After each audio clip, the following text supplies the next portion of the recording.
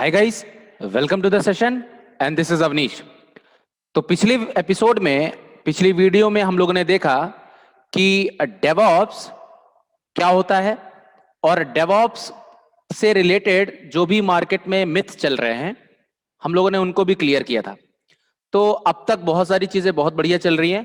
तो आज के हम सेशन में मैं आपको एक छोटी सी स्टोरी सुनाऊंगा जो कि डेवऑप्स को समझने के पीछे जो आइडिया है वो आपका और भी क्लियर कर देगा। ठीक है, तो आज हम लोग कवर करेंगे कि why software domain companies require DevOps engineer. Also a small story to brief what is actually the requirement of DevOps engineer in the market. Correct? So let me share the screen and let us start the cinema.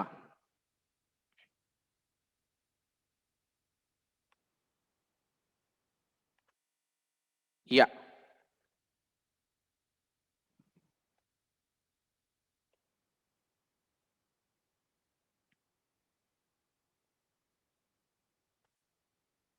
Let me save this. Day 3. Yeah, correct. So अब एक point समझते हैं कि why software domain specific companies require DevOps engineer. देखो, आपको एक बात समझना होगा कि सॉफ्टवेयर डोमेन में और सॉफ्टवेयर फील्ड में जब भी कोई चीज नई आती है मार्केट में तो वो क्यों आती है? वो आती इस वजह से है क्योंकि there is some problem. Like आपको पता होगा कि in market whenever there is a problem, IT field is going to come in the scenario with some solution. Correct? मेरे कहने का मतलब यह है कि जब भी आपको कोई प्रॉब्लम आएगी, जैसे फॉर एग्जांपल ले लेते हैं, कोविड आया। कोविड में ऑनलाइन एजुकेशन एक बहुत बड़ा सोल्यूशन था। मतलब अब जाहिर सी बात है, आपको पता है हम लोग लगभग साल 2 साल से स्कूल नहीं गए, तो कहीं ना कहीं पढ़ाई बहुत ज्यादा हैम्पर हुई है बस में बच्चों की। तो आपको पता होगा कि सॉफ्टवेयर डोमेन में जूम एप्लीकेशन जो आया है उसने पूरी की पूरी वर्ल्ड मार्केट को एक बहुत बड़ा ग्रोथ दिया है। और ग्रोथ किस चीज में दिया है? एक बहुत बड़ा चेंज दिया है, वो है ऑनलाइन एजुकेशन में।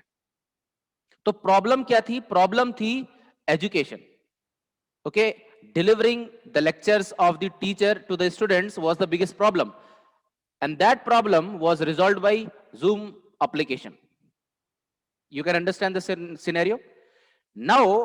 What is the real time problem? Try to understand. Okay, let me give you one example so that you can make it very clear. ठीक है, एक एग्जांपल लेते हैं और उसको समझने की कोशिश करते हैं। ठीक है, सो डेवऑप्स इंजीनियर की सॉफ्टवेयर डोमेन कंपनी को क्यों जरूरत पड़ी? ठीक है, सो एक बात आपको समझनी होगी, where there is a problem, where there is a problem, there is a where there is a problem,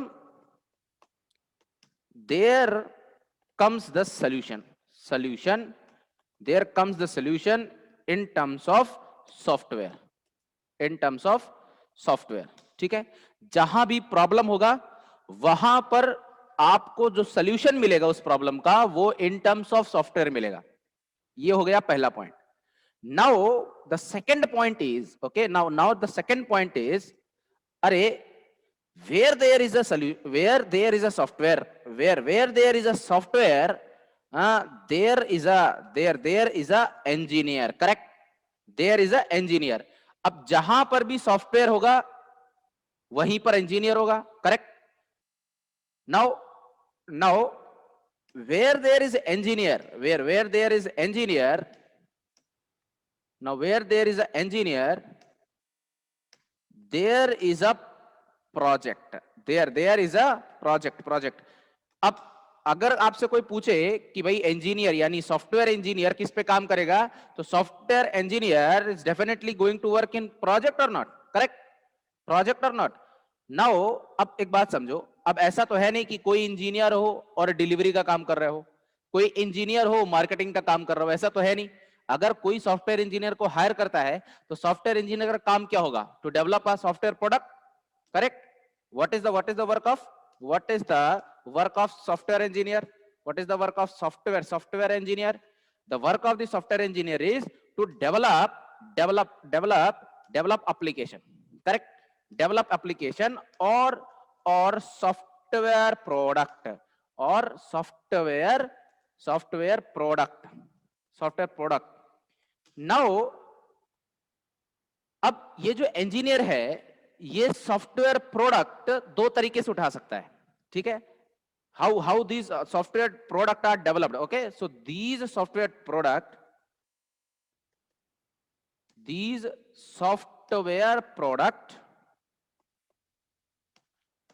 are developed using, okay, these software product are developed using two ways.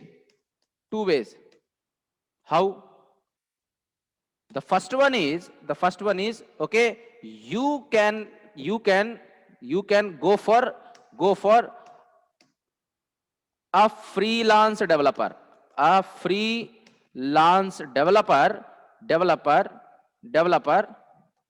okay, you can go for a freelance developer. अगर आपको कोई software product चाहिए तो आप या तो कोई freelance developer hire कर लें, और what is the second way? The second one is you can go for a enterprise which deals with software development, correct? Now understand एक पॉइंट, मतलब अगर किसी को सॉफ्टवेयर डेवलपमेंट कराना है तो सॉफ्टवेयर डेवलपमेंट कराने के लिए आपके पास दो ऑप्शन है, या तो आप कोई फ्रीलांस डेवलपर ढूंढ लो जिसको आप कह दो कि भैया हमको कोई ना कोई प्रोडक्ट चाहिए और आप हमको ये प्रोडक्ट बना के दो, पैसे कितने लगेंगे हमको बता दो, बस काम खत्म। और दूसरा एक तरीका है कि आप कोई सॉफ्टवेयर एंटरप्राइज पकड़े जिसे हम सॉफ्टवेयर कंपनीज कहते हैं, आप उस एंटरप्राइज के जाएं और वो सॉफ्टवेयर एंटरप्राइज क्या कर रहा होगा, वो बेसिकली सॉफ्टवेयर डोमेन यानी सॉफ्टवेयर डेवलपमेंट का काम करती होगी। तो मैं आपको एक बात बता दूं कि 95% people in the world who want the software solution is going to prefer software enterprises, software based enterprises. मतलब ये है कि ज्यादातर 95% पीपल जिनको भी अपना सॉफ्टवेयर वगैरह बनवाना होगा वो फ्रीलांस डेवलपर से बेटर है कि वो किसी इंटरप्राइज को पकड़े जहां पे सॉफ्टवेयर डेवलपमेंट का काम होना है। मतलब second option is going to be most that people are going to use, ठीक है? तो जो दूसरा ऑप्शन है वो सबसे ज्यादा लोग प्रेफर करेंगे जब भी सॉफ्टवेयर डेवलपमेंट की बात की जाएगी, करेक्ट? तो एक बात तो ये बात समझ में आ गई आपको कि many of the companies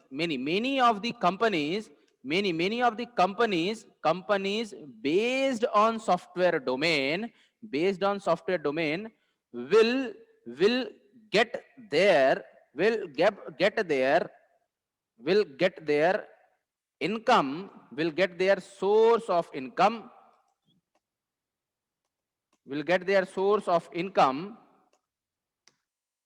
from these products only,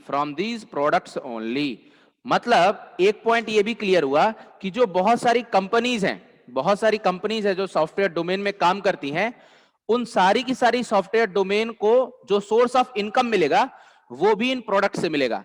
तो आपको ये बात तो समझ में आ गई होगी कि ये एक पूरा जो स्टेप है, मतलब एक प्रोजेक्ट, एक सॉफ्टवेयर प्रोडक्ट, उस सॉफ्टवेयर प्रोडक्ट को बनाने वाला इंजीनियर, वो इंजीनियर जो इस प्रोडक्ट को बनाएगा उसे हम प्रोजेक्ट कहते हैं, वो प्रोजेक्ट किसी ना किसी एंटरप्राइज ऑर्गेनाइजेशन में या किसी ना किसी सॉफ्टवेयर कंपनी में डेवलप किया जाएगा, और वो सॉफ्टवेयर कंपनी का जो मेन सोर्स ऑफ इनकम होता है, वो सारा का सारा मेन सोर्स ऑफ इनकम कहां से आता है? That main source of income comes from these project only. Correct? Now up to this part, now up to this part, it is very clear, it is very clear, it is very clear that it is very clear it is very clear that project is something very important, very important for the companies. Correct? Important for the companies, for the companies. तो ये बात आपको समझ में आई होगी कि किसी भी कंपनी के लिए प्रोजेक्ट सॉफ्टवेयर प्रोडक्ट और project is very important for any company. Correct? Now अब एक सबसे बड़ी बात जो आपको समझनी है वो ये है कि सॉफ्टवेयर कंपनी में कुछ पैरामीटर्स होते हैं जो बहुत इंपॉर्टेंट होते हैं. सॉफ्टवेयर कंपनी में there are few parameters. Okay, for a software company, there are few parameters that are very important in development of this software. And what is that? The first point is, what is that? What is first? The first point is, okay, timeline. Timeline. What is that? Timeline. Okay. The second one is quality. Okay. The third point is, okay. The third point is, okay, maintenance.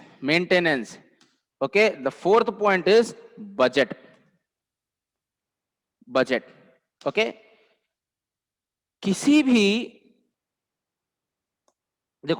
किसी भी software company के लिए 4 ऐसे parameters हैं ना जो कि बहुत ज्यादा इंपॉर्टेंट होंगे. अब वो क्या है, जैसे एग्जांपल के बाद समझते हैं.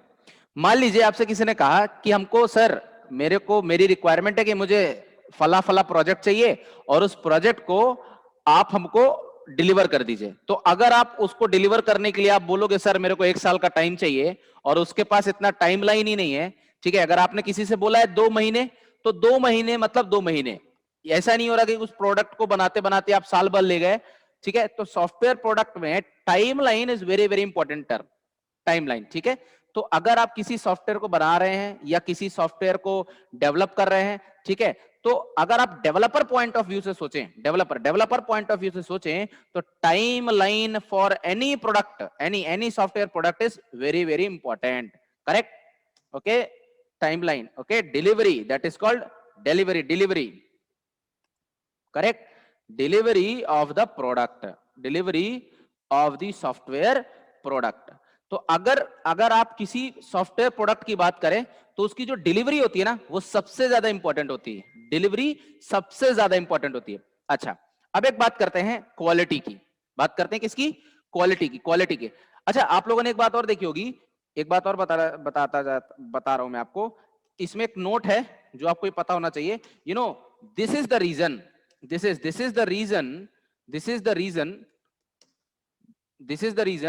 that developers have to work for the extra hours, okay, from the daily shifts to meet the deadline. Sometimes they are going to work on Sundays. Sometimes they are going to work late night,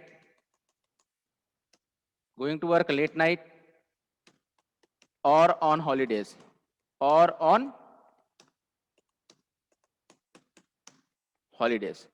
तो देखो, developer का pen आप समझने की कोशिश करो. Developer का pen समझने की बात यह है कि किसी भी सॉफ्टवेयर प्रोडक्ट की डेडलाइन बहुत इंपॉर्टेंट टर्म होती है ना किसी भी कंपनी के लिए, किसी भी एंटरप्राइज के लिए, क्योंकि सॉफ्टवेयर का जो टाइम लाइन होता है वो बहुत इंपॉर्टेंट होता है, क्योंकि आपको टाइम पे डिलीवरी देनी होती है प्रोडक्ट की।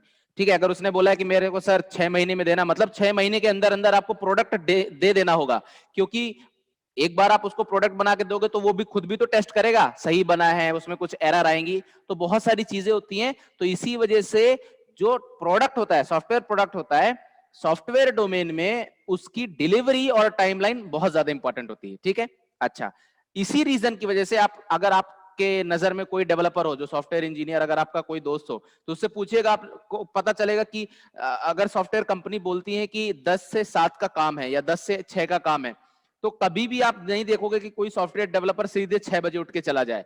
मतलब सॉफ्टवेयर डेवलपर के लिए तो ये पॉइंट होता ही नहीं है। ऐसा इसी वजह से होता है क्योंकि बहुत सारे लोग क्या होता है, इस टाइमलाइन को नहीं क्रॉस कर पाते, इस टाइमलाइन को नहीं दे पाते, और इस टाइमलाइन को कवर करने के लिए ही कभी कभी लोगों को अपने संडेज भी देने पड़ते हैं, मतलब हॉलीडेज भी अपनी देनी पड़ती है, और साथ ही साथ कभी कभी लेट नाइट भी काम करना पड़ता है, क्योंकि डेडलाइन बहुत इंपॉर्टेंट होती है। समझ में आ गई बात? अच्छा, सेकंड पॉइंट है क्वालिटी। सेकंड पॉइंट है क्वालिटी। क्वालिटी का मतलब यहां पर क्या है? क्वालिटी का मतलब सीधा सीधा है, software must be error free. Error free, ठीक है।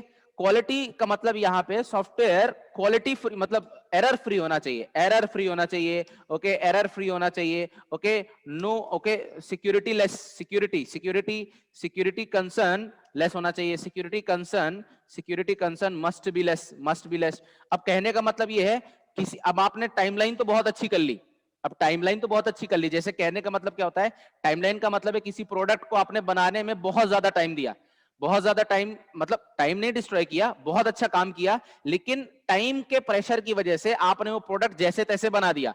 अब प्रेशर में आके आपने प्रोडक्ट बना तो दिया, लेकिन उसमें जो इंपॉर्टेंट प्रॉब्लम्स थी, जैसे कहने का मतलब है जिनको हम बोलते हैं वैलिडेशंस। वैलिडेशंस का मतलब ये है कि जैसे आपने देखा कि किसी ने आपसे बोला कि भैया यूजर नेम पासवर्ड अगर कोई गलत डाले तो वहां पे लाल कलर से लिख के आ जाए कि भैया यूजर नेम और पासवर्ड गलत है। तो कहने का मतलब ऐसा ना हो जाए कि आप टाइमलाइन के चक्कर में जो इंपॉर्टेंट चीजें हैं जो बतानी चाहिए यूजर को कि भाई सही कर रहे हो गलत कर रहे हो, अगर वही चीज आपने मिस कर दी तो इसका मतलब आपने कहीं ना कहीं टाइमलाइन के चक्कर में अपने सॉफ्टवेयर प्रोडक्ट की जो वैल्यू है यानी क्वालिटी है उसके साथ आपने कंप्रोमाइज किया। तो क्वालिटी को और सॉफ्टवेयर, मतलब सॉफ्टवेयर की क्वालिटी और टाइमलाइन, टाइमलाइन के रहते सॉफ्टवेयर की क्वालिटी में एरर फ्री कोड होना चाहिए। ठीक है, और पता नहीं ऐसा आपने सॉफ्टवेयर बना दिया कि मान लो आज चल रहा है, कल के दिन उसमें बहुत ज्यादा ट्रैफिक आ गया तो सॉफ्टवेयर दब गया, सॉफ्टवेयर की बैंड बच गई, तो ऐसा नहीं होना चाहिए।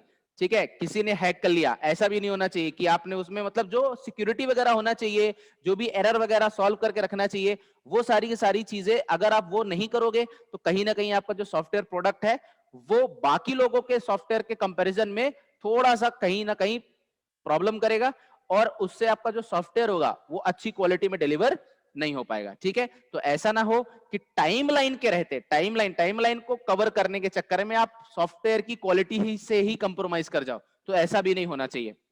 अच्छा, तीसरा पॉइंट होता है मेंटेनेंस। तीसरा पॉइंट होता है मेंटेनेंस। अब कुछ लोग क्या होता है मार्केट में, कुछ लोग मार्केट में क्या करते हैं कि सॉफ्टवेयर तो पहले ले लेते हैं, उनको क्वालिटी प्रोडक्ट भी दे देते हैं और टाइम पे डिलीवरी भी कर देते हैं, लेकिन दिक्कत क्या आता है, दिक्कत आता है कि मान लो अब क्लाइंट ने बोला कि sir thank you very much, आपने हमको बहुत अच्छा प्रोडक्ट बना के दिया। अब मार्केट में क्या हो गया, मार्केट में क्या हो गया, उसको कोई ना कोई नया अपडेट चाहिए, क्या करना है, नया अपडेट चाहिए। अब वो आपको कॉल लगा रहा है, आप उसको रिस्पॉन्ड ही नहीं कर रहे, आप उसको जवाब ही नहीं दे रहे, क्यों? क्योंकि आपको तो पैसा मिल चुका है ना। अब आप सोच रहे हो हमको पैसा मिल गया, अब चलो चद्दर तान के सो जाते हैं, तो ऐसा नहीं करना है, ऐसा बिल्कुल भी नहीं करना है। ओके, बिकॉज ये बेस्ट प्रैक्टिस नहीं होती, क्योंकि अगर आप किसी क्लाइंट के लिए काम करते हो, अगर किसी कस्टमर के लिए काम करते हो, आप उसे सॉफ्टवेयर बना के देते हो, तो उससे हेल्दी रिलेशनशिप बना के रखना भी एक इंपॉर्टेंट टर्म होता है। क्यों? क्योंकि हो सकता है आपने इस क्लाइंट को तो किसी तरीके से काम करके दे दिया, क्वालिटी वगैरह दे दिया, लेकिन अगर आप इसके काम को बाद में अपडेट नहीं करते हो, अगर आप उसको सपोर्ट प्रोवाइड नहीं करते हो, तो क्या होगा, यही बंदा कल को 4 लोगों से बोलेगा कि भैया काम तो बहुत अच्छा करके दे देते हैं, लेकिन एक बार पैसा दे दो तो फिर आपकी सुनते भी नहीं है। तो ऐसा नहीं होना चाहिए। ठीक है, maintenance service provide must be provided. Okay, maintenance support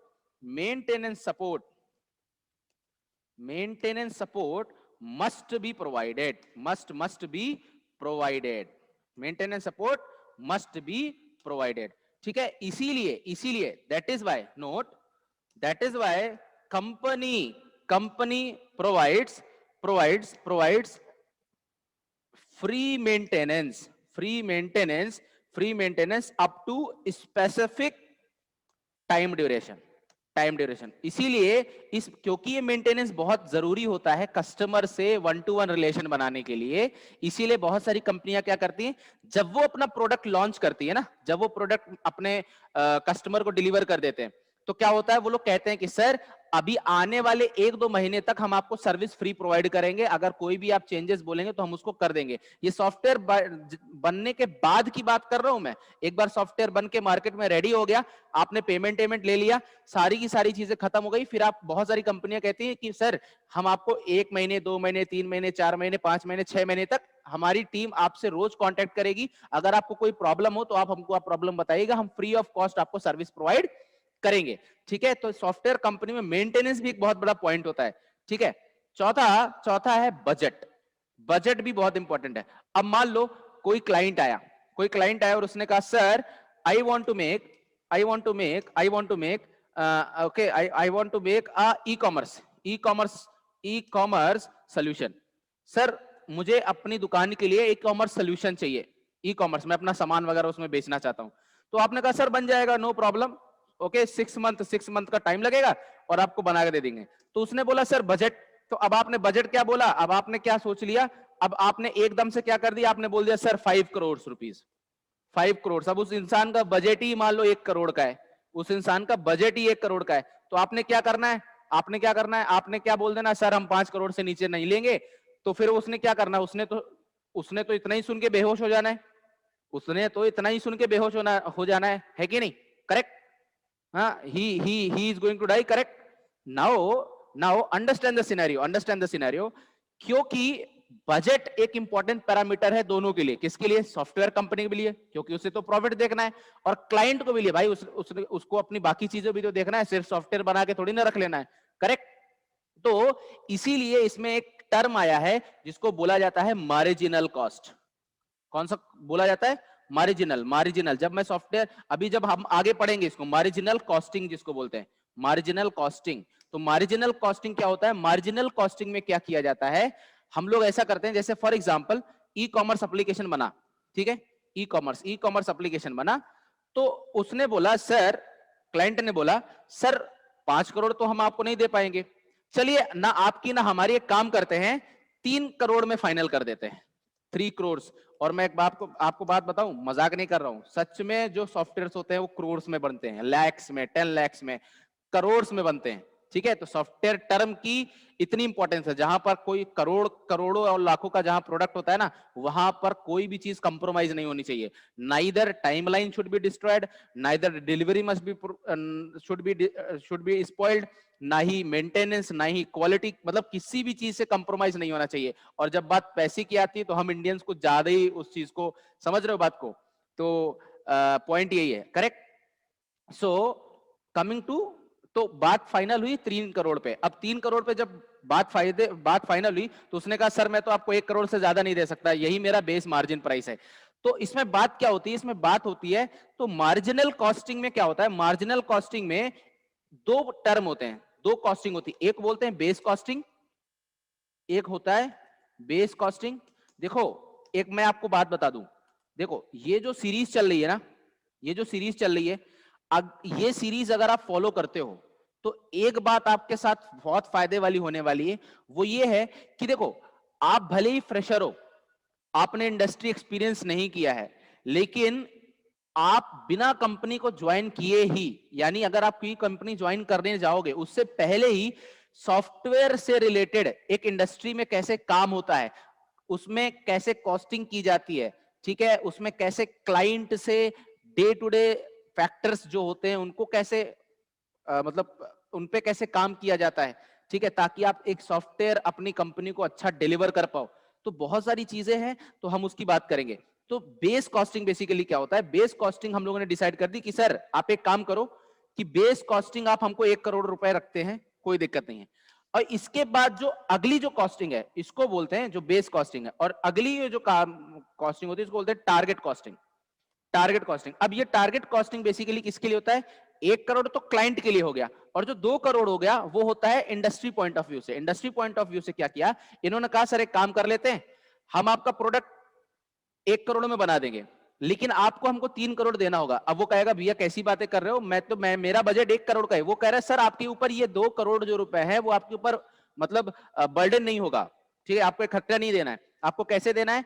आपको देना है कि आपका जो ई कॉमर्स होगा, आपका जो ई कॉमर्स एप्लीकेशन होगा, हम आपको उसमें एक सपोर्ट प्रोवाइड करेंगे सेल्स में। कहां पे प्रोवाइड करेंगे? सेल्स में सपोर्ट प्रोवाइड करेंगे। मतलब हम क्या करेंगे कि जो आपका एप्लीकेशन बना है उसको 4 लोगों तक बांटेंगे, 4 लोगों पे फैलाएंगे, गूगल पे फैलाएंगे, याहू पे फैलाएंगे, यूट्यूब में बताएंगे, ठीक है। तो ये कंपनी वाले क्या करते हैं? कंपनी वाले उस पर लालच डालने की कोशिश करते हैं। लालच कैसा? कि उसको भी लगता है यार हमारे प्रोडक्ट की तो क्या हो रही है, एडवर्टीजमेंट हो रही है। तो इस तरह के कुछ टर्म्स होते हैं जैसे एडवर्टीजमेंट हो गया, मार्केटिंग हो गई, इन सब चीजों का यूज करके वो क्लाइंट को कन्विंस करते हैं कि सर हम आपको सेल्स, एडवर्टीजमेंट, इस तरह की चीजें करेंगे जिससे आपका प्रोडक्ट क्या होगा, पॉपुलर होगा, और उससे जैसे जैसे जो पैसे आएंगे उससे आप हमारी जो रेस्ट ऑफ द अमाउंट है उसको आप दे पाएंगे।